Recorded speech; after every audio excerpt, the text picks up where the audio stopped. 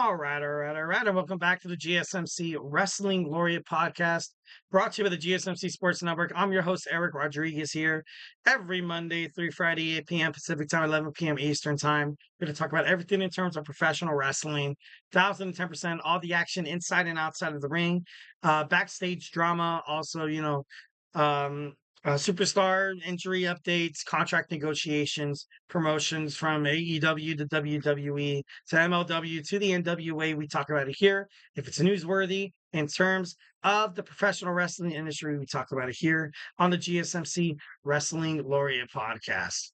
All right, so without further ado, we're going to talk about some Triple Mania 32. So yeah, let's go and dig on and into it. Should be pretty awesome. All right, so we're going to talk about Triple Mania XXX11. Basically, it was a 3-day professional wrestling supercard event, 3 shows over across, April 27th, June 15th, and also August the 17th. It was produced and scripted by professional wrestling promotion Lucha Libre, AAA Worldwide. August 17th, you saw Mexico City Arena in Mexico, jam-packed full of professional wrestling fans. Notable matches that I kind of, had speculations about sorry, excuse me, had speculations about after I found out, I watched highlights of what exactly happened. We had Matt Riddle. Matt Riddle, obviously a former WWE superstar, win the Cruiserweight Championship. I thought that was pretty awesome. I, definitely think 1,010%. He was one of those wrestlers that, maybe kind of bounced out of WWE before his time. But of course, there was a lot of, drama backstage, where Roman Reigns couldn't stand the like of him. And also you had Goldberg, talking mess to him. And Matt Riddle, kind of a hothead, although he kind of comes out like as opposite, or maybe like he comes out as like, you know what, bro, Malibu Barbie. My wife always used to call him Malibu Barbie. I don't know why. Maybe it was the sandals where you jump up, kick him off, and then bang, like you would see Pyro hit the stage. Thought that was pretty badass, 1,010%. And I even, I kind of think Matt Riddle's going to return to WWE eventually. Maybe perhaps, NXT, TNA would be huge. AEW would be kind of a curveball. Kind of a curveball here. I'm not too sure if he would debut in AEW right now. He is kind of predominantly wrestling on the MLW Major League Wrestling.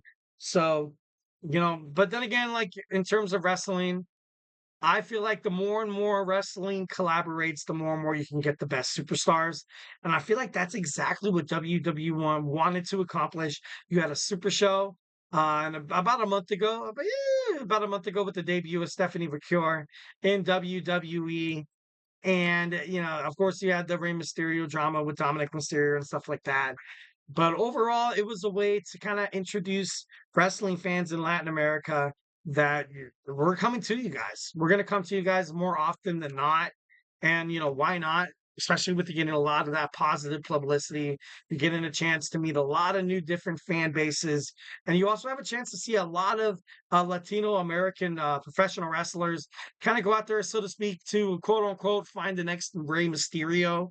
That's obviously the, kind of the breakdown in terms of that. So 1,010% that could definitely be, that is on the list of WWE. It's been confirmed that they want to start pitching ideas. They want to start having shows in Latin America to kind of, and they're gonna use UFC. 1,010%. They're gonna use TKO Holdings and UFC to kind of ultimately do that because you have UFC opening up a performance center inside Mexico City in the last 4 years. And Dana White is obviously part of it as well. And WWE is like, you know what? Why don't we wet our beak on this action? 1,010%. Right now in the UFC, you have over 150 athletes in the Ultimate Fighting Championship.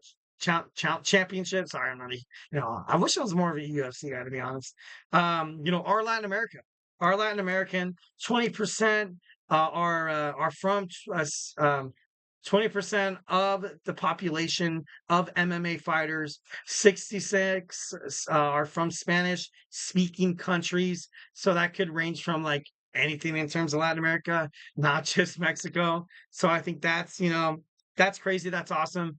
I feel like ultimately, like obviously the UFC and the WWE since their merger, I feel like they have the same goals here. I feel like 1,010% they have the same goals.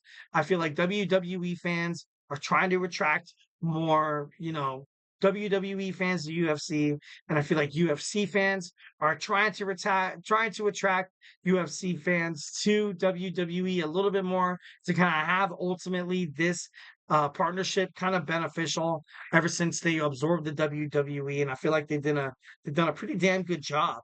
1,010%, but the UFC is huge. The UFC is huge in terms of Latin America MMA fighters. Like these guys are dogs. These guys are crazy. Back in 2023, I think Brandon Moreno, I think it was, who won the heavyweight championship.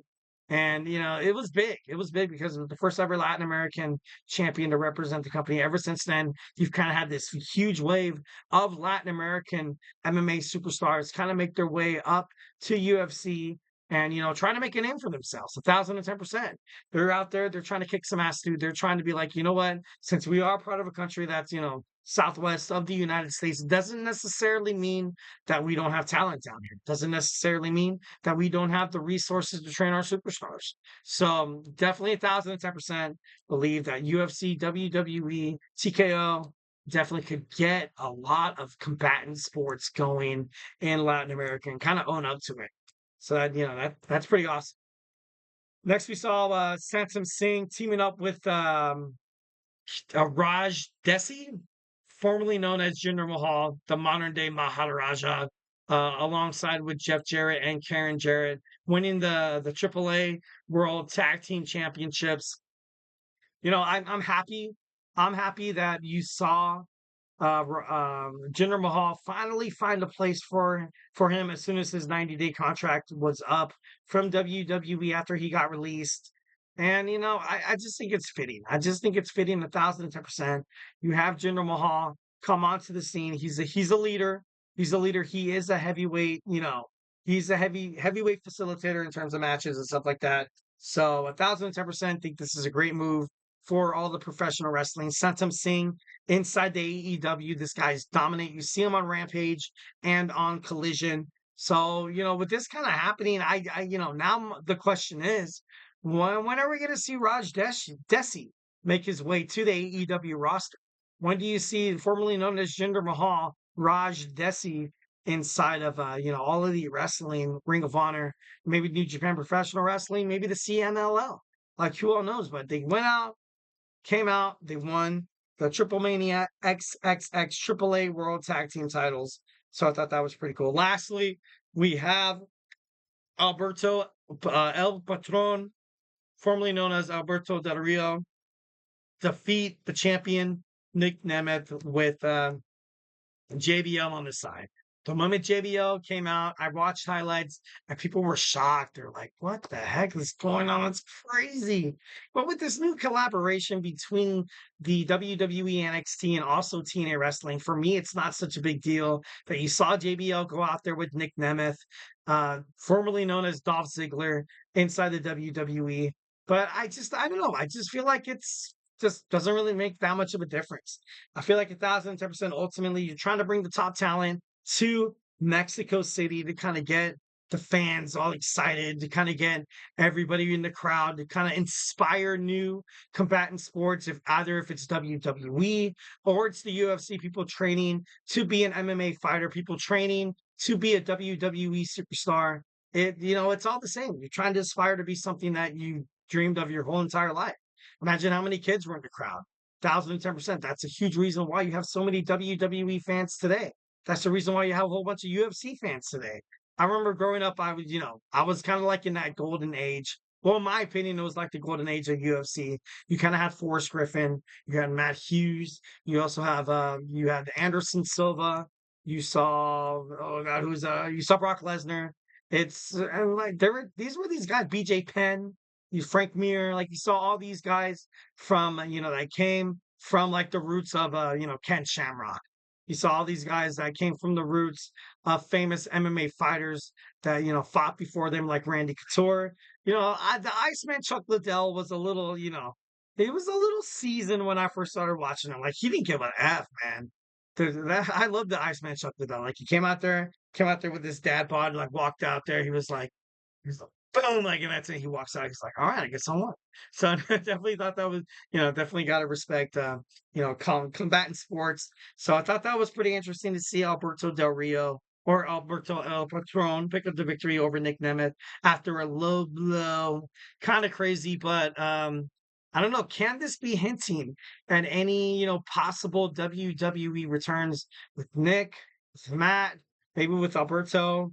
It's still up in the air. It's still up in the air, and me personally, I like talking about it. I think it's pretty cool to kind of have that speculation and stuff like that. So, call me a wrestling dork, call me a wrestling fan, all you want. But hey, I dig this stuff. I love it. All right, we are on our fifth and final segment. Every Wednesday, I leave you guys with some Wednesdays, weekly wrestling news. I'm going to give you guys some of the top breaking news stories in terms of the professional wrestling industry. So do not go anywhere. I think I'm kind of losing my voice. I'm just kidding.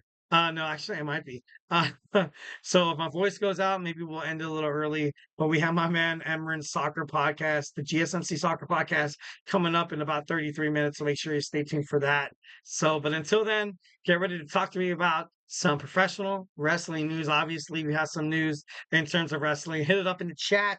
It's going to be dope. It's going to be awesome. So, hey, do not go anywhere.